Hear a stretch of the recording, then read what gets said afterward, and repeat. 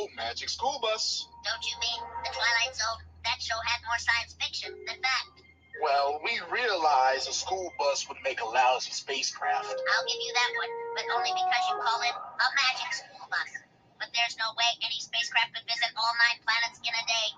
Well, if we did it in real time, you would be a grown-up by the time we got to Pluto. Speaking of Pluto, scientists don't really know what its surface is like. You're right, but until one of you kids grows up to be an astronomer or an astronaut and figures out what Pluto is like, we have to guess. Also, Pluto right now isn't the 9th planet from the sun.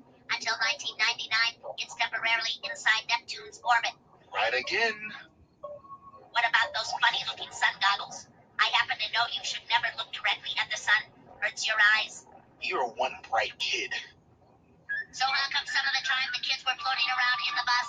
Well, when the bus was coasting with the rocket engines off, they were weightless, like astronauts. Oh yeah, so how come they were able to walk around in the bus sometime? Well, would you, believe in artificial gravity geoscopic confabulator? No way. Okay, you got me. We just fudged it. And don't think I didn't notice that you had all the planets lined up in a neat little row. Oh, that. Well, it's true that planets are very rarely all lined up like that. Yeah, like almost never. But it's so much easier to keep track of them all that way. You wouldn't want us to have forgotten one, would you? And another thing, if an astronaut ever does make it to Pluto, she'd better not take her helmet off.